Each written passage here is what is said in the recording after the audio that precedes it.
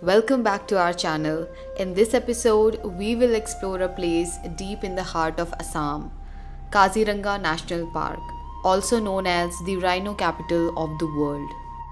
Kaziranga, recognized as UNESCO World Heritage for its biodiversity, is a vast expanse of tall elephant grasses, marshlands, and dense forests, spread across the floodplains of the mighty Brahmaputra River.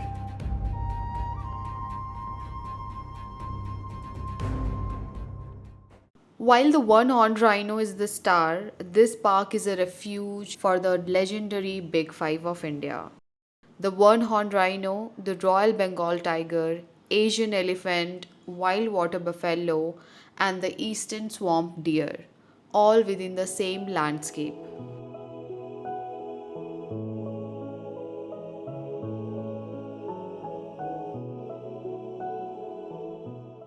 Also, it's a bird watcher's paradise. It hosts nearly 500 bird species, including rare migratory birds from Central Asia and Siberia.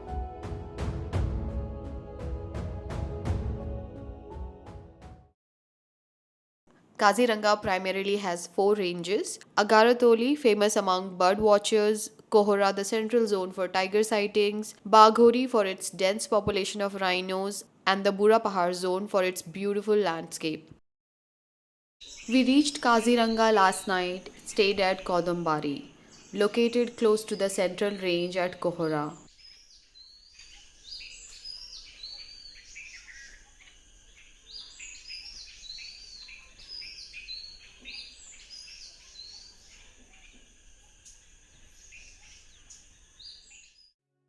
For this trip, we chose to explore the Bagori and the Kohora ranges. The Bagori is specially known for its high concentration of one horned rhinos, elephants, and wild water buffaloes. And since it's a primarily a wetland dominated zone, it is also excellent for bird watching. From our stay, Kohra range entrance is near, but to reach western ranges like Bagori, it takes around 20 to 30 minutes in the morning. Baguri range is also well known for its elephant safaris, which begin as early as 5:30 am. The jeep safaris start at 7:30 am after the elephant rides conclude. So, if you are looking for truly close up wildlife encounters, the elephant safari offers the best experience. And since there is no fixed cap on the number of safari vehicles, arriving here early gives a better chance to enter the park first and enjoy the quieter sightings.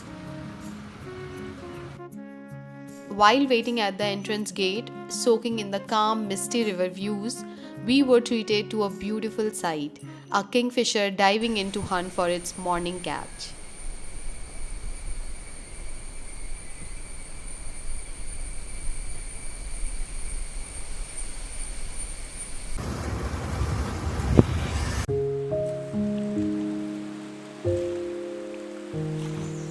As soon as we entered the Bagori range, we were welcomed by a rhino standing at the far end of a vast marshland, a classic Kaziranga scene. Moving a little further, we spotted two rhinos grazing calmly in the soft morning light. This zone was a conscious choice for us, primarily for the rhinos and the open wetland landscape that defines Kaziranga's character. In no time, we spotted a pair of Asian woolly neck stork. They are vulnerable category of bird species and thrive in wetlands and marshlands.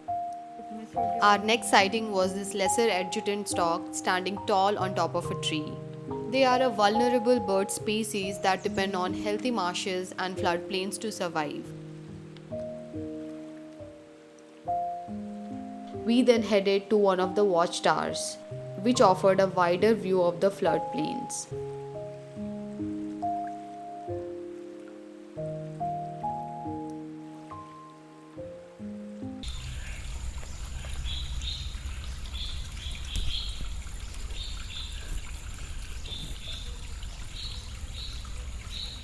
From here, we could see a small group of rhinos blending seamlessly into the landscape.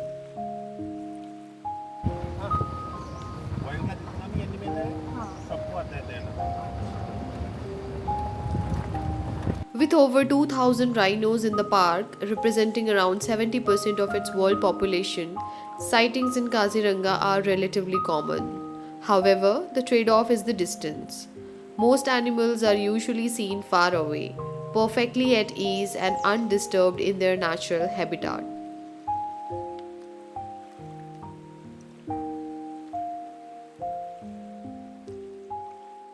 There is no doubt that Kaziranga National Park is exceptionally beautiful, blessed with stunning landscapes. However, especially during the onset of winter, the sheer number of safari vehicles make the park feel quite crowded.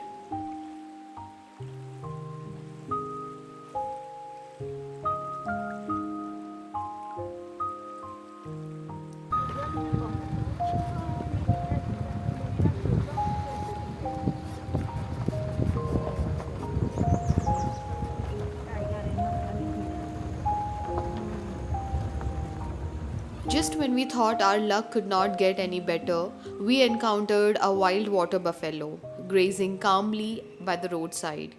Initially unbothered by the passing vehicles, it soon grew alert as more jeeps stopped nearby.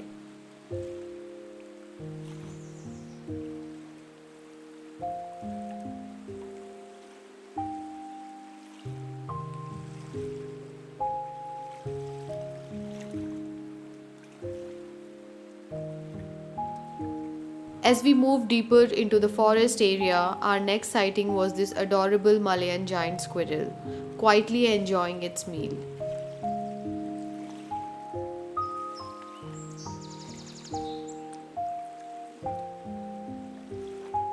Shortly after, we caught a brief glimpse of an elephant.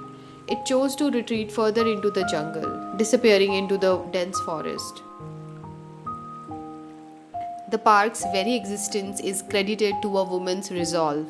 In 1904, Marie Curzon, wife of the Viceroy of India, visited the area but failed to see a single rhino. Disturbed by their dwindling numbers, she persuaded her husband, Lord Curzon, to initiate urgent protection measures, leading to its declaration as a reserve forest in 1905. The park is shaped by the mighty Brahmaputra River. Every year, monsoon floods submerge nearly 70 to 80% of the park, forcing animals to migrate to higher grounds in the Karbi Anglong Hills. On our way back to the entrance gate, we spent some quiet moments near a water body, watching migratory birds feeding and resting.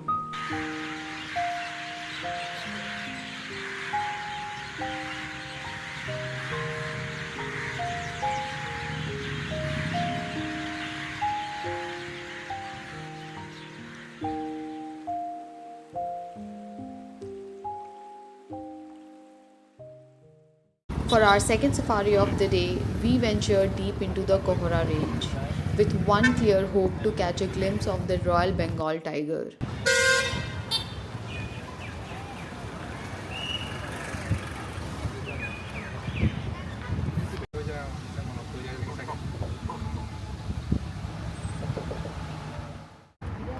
Right at the entrance, we were greeted by a group of rhinos and swamp deer, grazing peacefully in the open grassland. While the jungle was alive with activity, our focus this time was singular. Instead of covering the entire range, we headed straight to tiger priority zones, dedicating the rest of our safari to tracking this elusive predator.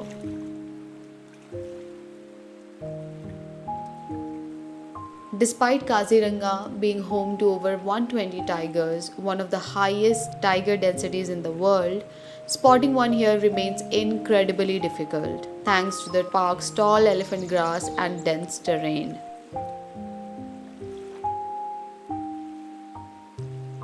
As we moved deeper into the forest, we spotted a monitor lizard, initially camouflaged within the water hyacinth, slowly merging out into the view.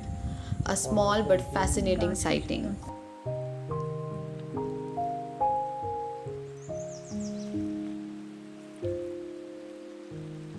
Just a few meters ahead, we encountered a mother elephant and her calf, quietly enjoying their afternoon meal. It was mesmerizing to watch the mother carefully pluck aquatic plants, clean them before eating, while the calf attentively mimicked every move, learning by watching. We spent a considerable amount of time here as this area is known to be a tiger movement hotspot. But after nearly 40 minutes with no alarm calls or movement, we decided to move on.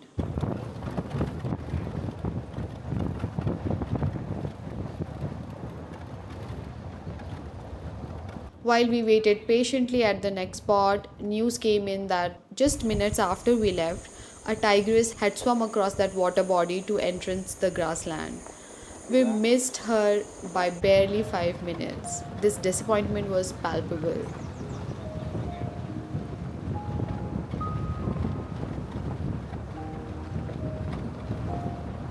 Still hopeful, our guide suggested we move towards a watchtower where more calls had been heard.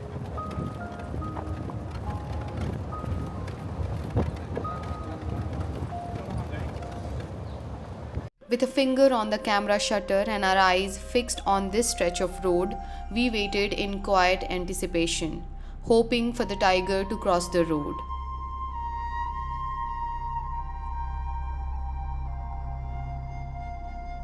Slowly, our hearts began to sink. Time was slipping away, the sun had started to set, and more safari vehicles began exiting the park along the same route, making it nearly impossible for the tiger to emerge. In a final attempt, we rushed to another crossing point, and then, in a crucial twist of fate, the tigress crossed the track just seconds behind us, vanishing into the tall grass before we could even turn around. Some days the jungle chooses not to reveal its secrets. That day, luck wasn't our side.